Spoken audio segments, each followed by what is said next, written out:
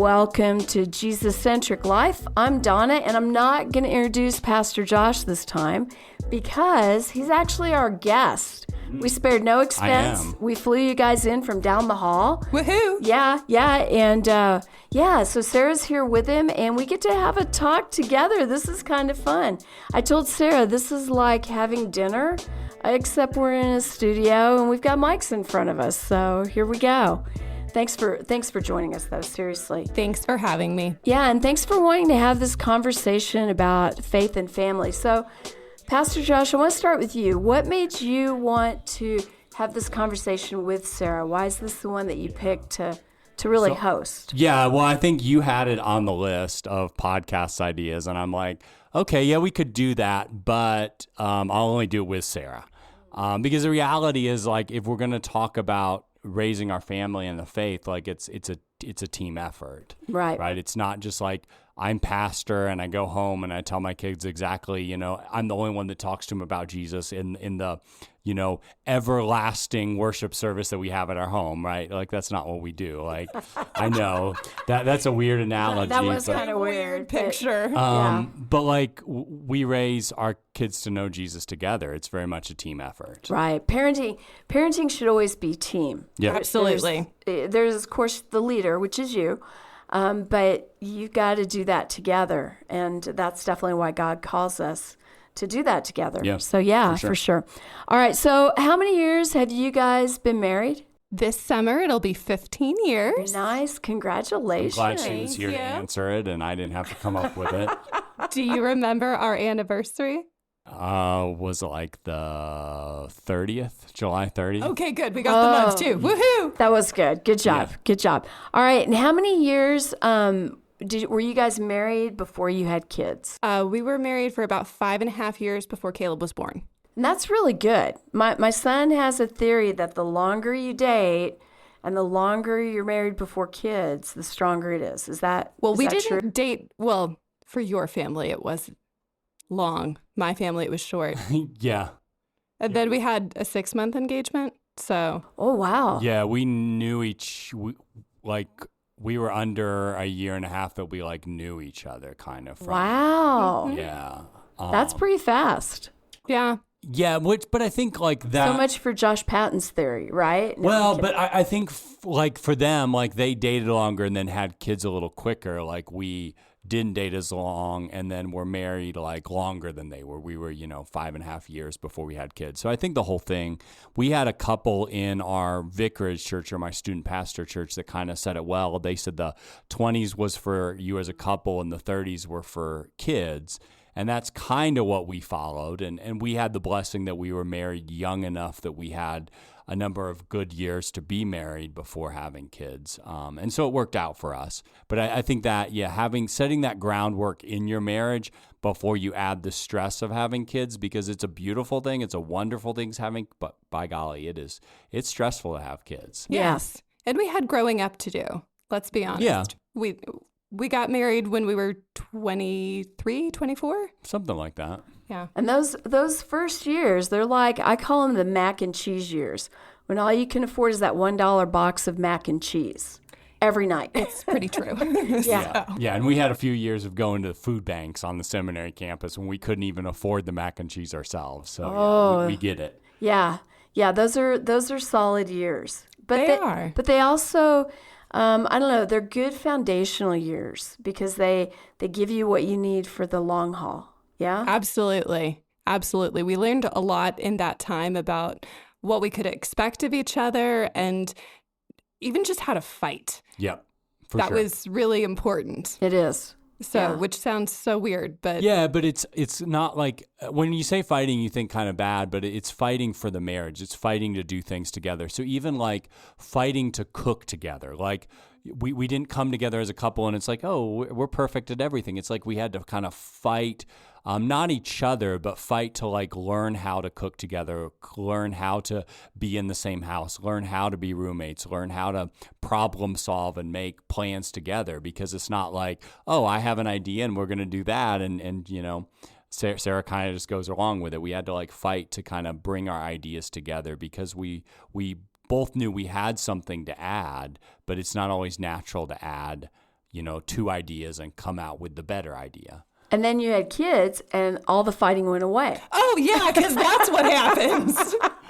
I've been to dinner at your house a few times where I've gotten to see some of those spicy conversations. Well, that's what we'll call them. Spicy conversations. That is a good word for that. But what I love with you guys is I love the intentionality of how you work through them. And it's not a big blip. We have some rules moments about things. Yeah. Because if we start a fight in front of the kids, we also have to finish the fight in front of the kids. Yeah, which is huge. Because they need to see us working on it. And so if we're not willing to have the fight, sometimes it's just a good reminder of keep your mouth shut. Yep. Yeah. We'll talk later. Yeah. And I think the thing that stood out to me the most is you guys you never disrespect each other.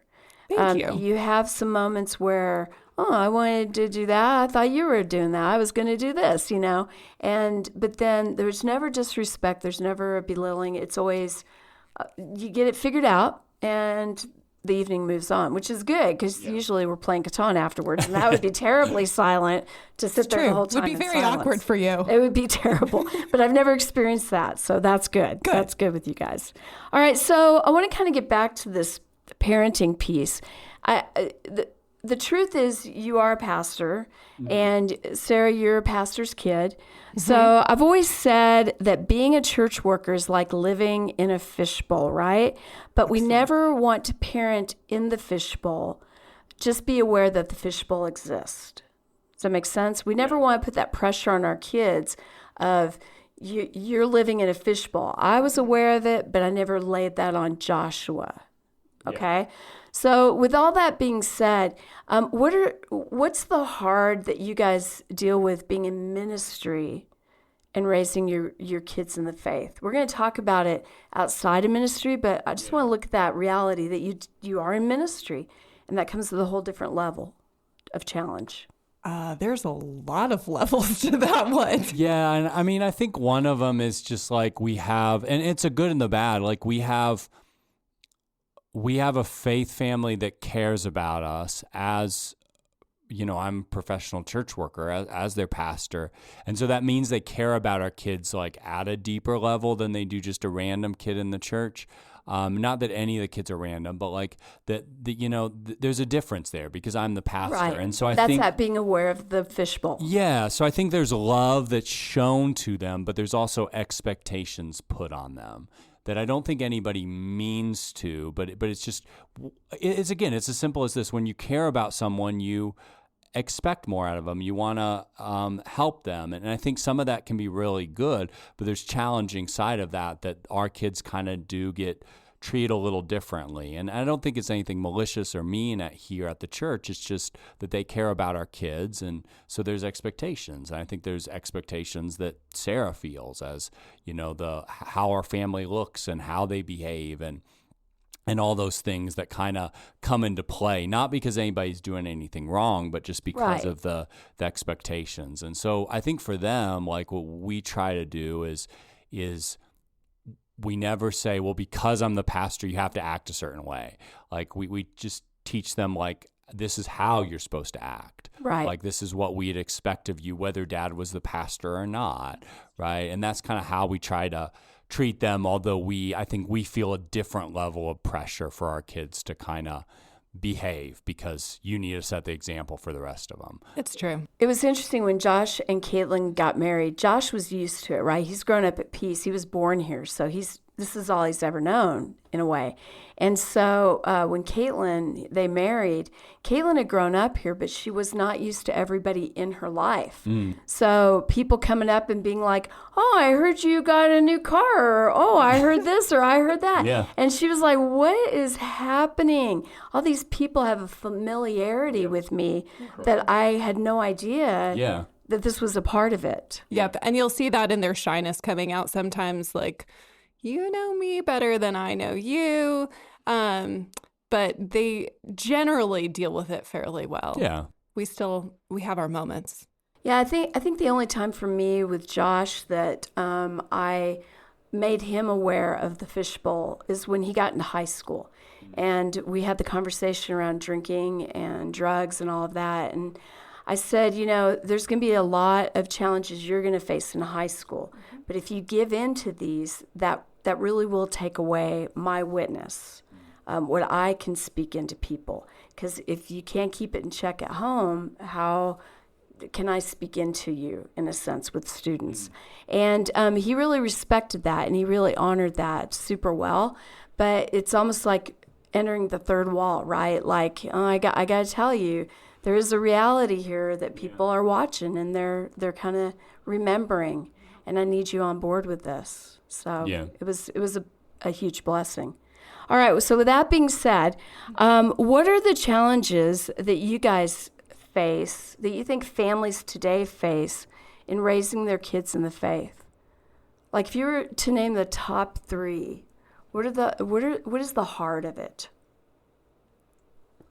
I think it's just that, like, we can't expect the culture to help train our kids in the faith, right? And, like, we're blessed. Our kids are even at a Christian school, like, and that's a help and an advantage. But, like, I think that's a challenge, is that we can't expect the TV shows they watch. We can't expect the world around them to teach them about Jesus. And so it's really, it's on our shoulders and our faith family and community that we, have, I think, intentionally put around our kids, right? It's easy as a pastor, I think, in some ways, but, like, we've intentionally sought out a community for them and invested in those relationships so that they would have relationships with other adults. And so I think, like, you have to be really intentional about their faith development. It doesn't happen accidentally. They're not going to accidentally learn about Jesus. Right. And that's the command: raise a child in the way they should go, and when they are old, they will not depart from it. That's very intentional. Raise them, do it. It's not if you feel like it, right? Or if the world helps you do it, it's do this. It's also very intimidating, though, because that's a very strict command. And then we also have all these commands from society as far as the timing of when we're supposed to be doing everything, and even, just expectations of what other people would have around us. Do you find yourself wanting to shelter your kids, like build these really strong things around them because life is coming? And I would love to, but I also know they have to go out into the world at some point, and they have to be ready, and that stinks. Yeah, and it's not a Christian one, but the book Anxious Generation's actually been really helpful for both of us, because, like, it's a great book. It talks about, like, giving your kids safe danger. I think that's how he termed it, but, like, kind of safe danger, that, like, they need to be climbing trees, and they need to be, like, we've let our kid walk from church to home now, and we live, about a quarter of a mile, so it's not very far, half a mile maybe, and so things like that, like, we want to shelter them, but we realize, like, if we don't, that's going to affect their kind of anxiety going forward. And so as much as we would like to put them in a bubble, we have to give them kind of safe versions of risk so that they learn, so they learn what can happen in the world, right, and dangers and things like that. Mm-hmm. It's been good for us to be able to talk about that with them, though, and to be able to kind of choose those things, sometimes together and sometimes us going, you know what, it's time for you to be able to do this. And it's hard to just watch. Yeah. Yeah, I had some birds that built a nest on my porch one spring.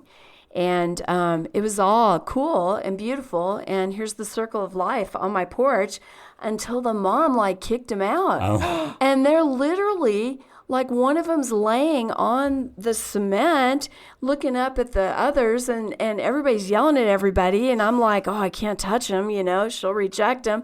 And it was sad. And I was like, oh, this is what we are kind of called to do.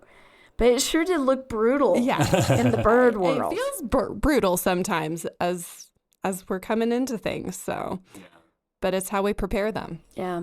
Yeah, and it's keeping that long run. Like, and I think I got this from your parents, but, like, that we're training our kids to raise our grandkids, like to keep that in perspective. So it's like we're not just thinking, about getting through it, but we're thinking, and some days we just get through it. Let's be honest. Oh, like, yes, we're not, we have plenty of those there's plenty days. of times, but like we do take some time to think about the long run of like, what are we intentionally teaching them so that they're good, parents for our grandkids. Yeah. Because we're looking that far ahead at times. Yeah, I'm living that story, and it's a whole different world, but it's amazing what they retain, and it's amazing what they're like, yeah, you remember when you did that? And you're like, yeah, I do. Yeah, we don't want to do that. Yeah. And you're like, ouch. Yeah. But they also have to make it theirs. Yeah. Uh-huh. And the bottom line, the fact that they're believers is the most important thing. Absolutely.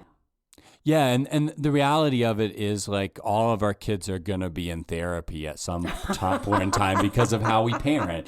Like, It's whether or not you're paying for it or their insurance is paying for it. and so like I don't know, like we have to mourn the fact that we are going to do things wrong, but yet be intentional about the long term. I think that's what I'm saying in there, because we're not the perfect parents, and Caleb and Cora and Elijah are going to look back and see and learn things about what they don't want to do and have to work through things. But I think we're trying to be intentional with it over the years, and not necessarily great every day, but over the years. Yeah, I can't live in the past. I can't live in the future, but I can live in today with my eye kind of on the future and what's going to be. Yeah, I love that. Any other challenges that you think parents are dealing with today? I mean, there's a whole lot. Yeah, So- we're only going to have 3, and we've already done 1. So Oh, goodness. I think I'll be honest, like I think our cell phone use, right? Like, Oh, yeah. social media is a real issue. Yeah, and just Well, but like we use our cell phones to do everything. I Well, pay bills true. on my cell phone, and trying to teach them, it's a tool, but then, I got this picture from Nana, and now I'm suddenly doing this. It's like, nope, got to set it down. Yeah. And they actually are very good about telling us, Mom, you realize you're on your phone? Okay, setting it down. I heard simpler phones are coming back. I love this. Yeah, where Please tell me it's the Nokia brick. I don't know that. Wow. I'm a Mac person, so if Mac wants to sponsor us, feel free. But it's supposed to be much more simple. It doesn't have all the apps. I call, maybe I can text. That's it. And it's supposed to simplify things. Yeah, but I mean, we say that, but then how are we going to pay bills? How are we going to we go through the list We of will things, get on the like, computer. We will get on the computer. Well, yeah. I mean, it's not a bad idea. I just, but I think going back to like that, we are discipling our children to love phones, right? We just are. I'd love to not be. Yeah. But the look Sarah just gave, Pastor, you can tell she's like, yeah, it's the truth, Yeah. right? Yeah, unfortunately. It's hard. It is really hard. It's a whole different world. Yeah. Yeah. All right, last one. Do you have one you just want to throw out there? If not, we can move on. I think just the general busyness and pace of life. I think parenthood and discipleship requires and my guess is we'll get into this, but like in Matthew 28 says, the way I translate it is as you go, in your going, in the things that you do, disciple them, teach them. And so I think like in training kids about Jesus, like we have to have the time and space to slow down. And I'm not sure we're good at that. I think we maybe have a slower pace of life than some. I would say we probably do. And even we struggle to get all of it in. Yeah, we have meals together, most days of the week, right? Even if it's between being up at church and back at church, like it's our goal to do that, and it doesn't always happen.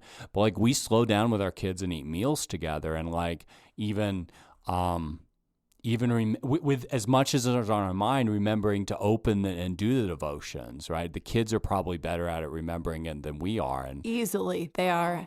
Luckily, they also are at the point when they enjoy reading the devotions. Yeah. And so they are helping be part of that culture, and I'm very thankful for that. Yeah, but just, I mean, even the pace that we have, and we intentionally have done some things to carve out that time. Like, it's easy to forget to have the conversations about Jesus, or to bring it up, or to, and we have lots of conversations with our kids, and, we're tucking them in every night. We're, eating meals together, all those things. And it's still hard just in the pace of life to do that. And I think that's the struggle, is that, like, that deep discipleship that we want to have with our kids, I think it's hard to access in this pace, the fast-paced world that we live in. Yeah, with people new to our faith family, it's one of the top things that I hear. It's making space, having the space to be in a small group, or to be able to do one more thing. But what I love is, I think your generation, maybe more than mine, because I'm not very far removed from you guys, but your generation more than mine is really intentional of setting harder boundaries. Like, we're not going to give this time up. We are going to have dinner around the table. Mine was lucky if we had a crock pot meal around the table, because we were still going to go. Yeah. So it seems like you're protecting that time a little bit better maybe than my generation did. We're trying to. It doesn't make it easy, for sure. Right. The heart is still there. Yeah. All right. So a young family just had a baby, and they come to you guys and they say, how do we raise our child in the faith? Yeah. What do you think are some of the nuts and bolts of your kids being believers? Yeah, you thought it was easy coming on here and answering the question. You said it was just having a conversation. Come on. I think some of it is in those choices that you're already going to make, like reading a story to your kid at night. Make sure it's a Bible story. Make sure that you're opening God's Word together then, or at least, there's so many great storybook Bibles and Bible stories all over the place that just reinforce that. We have scripture up a number of places. We take the time to pray together. And even if it's just the memorized prayers, you take the time to do it. And they get in that habit. When you create those habits, they don't go away. We have kids that get upset if we forget something. We have accidentally forgotten things, and they're very distraught about it, and they will make that happen, and that's great. That's good. Yeah, really good. and Sarah, and where our partnership really is good is so I'll sum up the big picture of it really well, but like the beauty of it is all the little details that Sarah does so well at making happen. But like the big picture of it is what we're showing our kids in our words and deeds and these traditions. What we're showing them is, for mom and dad, faith isn't just something that we put on when it's convenient, but it's who we are.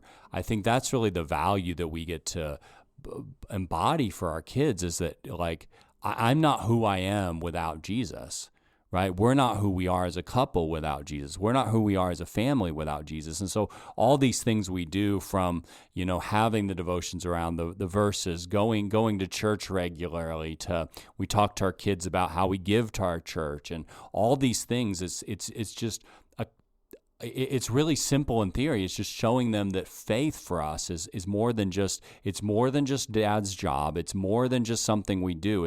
It's who we are. And there's really for us, there's no separating the two. And how we embody that to our kids, right? If my kids are Thunder fans, Oklahoma City Thunder fans. They're Thunder fans because I am. Like, I am a huge Thunder fan, but like, it's part of who I am, and so Right. they're that. Well, the bigger part of me is Jesus, and so in the things that we do, right? How do they know I'm a Thunder fan? Well, I have Thunder gear. I watch Thunder games. We talk about the Thunder, right? Like, you apply that to faith. It's the same thing.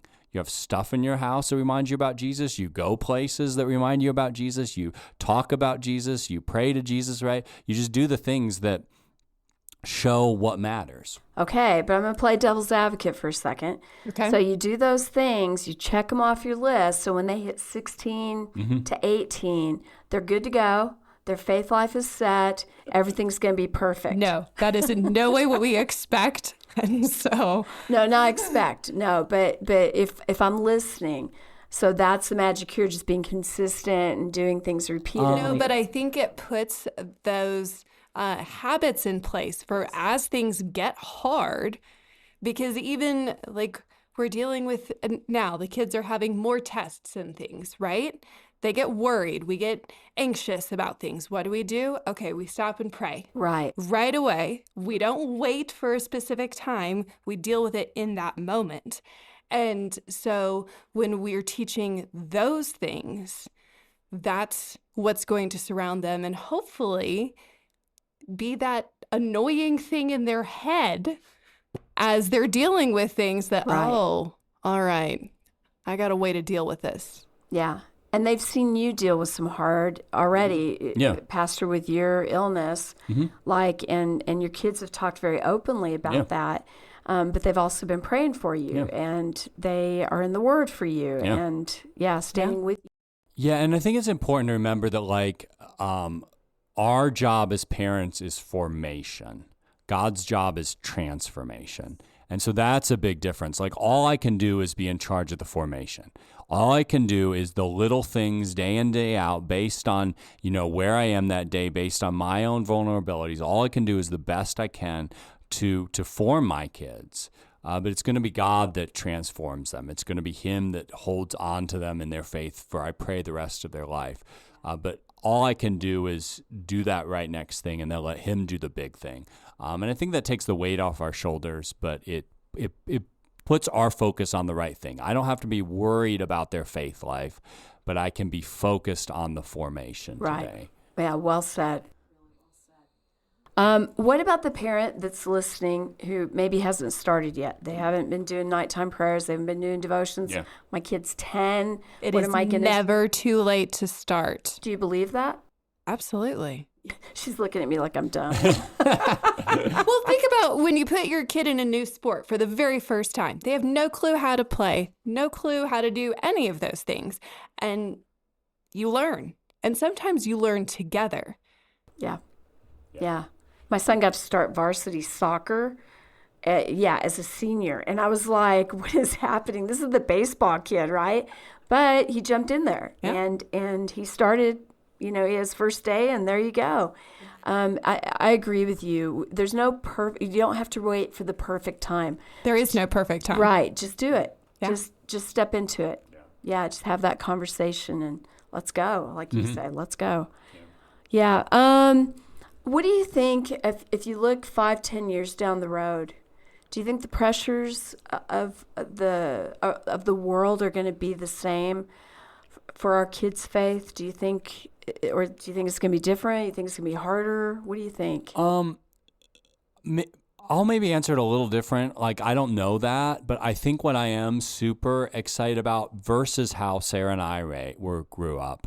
Like, when we grew up, there was this very close, like, culture was very close to the church, especially we grew up in the Bible Belt, like church. So it was very hard to, like, discern, like, church and culture. So it was like, the Baptist kids are going out drinking again, right? Like, that was like, well, is that okay or not? Because it's like they're going to youth group. So, like, is that okay or not? Where I think, like, the line between the two has diverged so much that I'm hopeful that our kids are going to be able to discern a whole lot easier, actually, what's God's will and what's not, because the world's going to look so different, and it does look so different.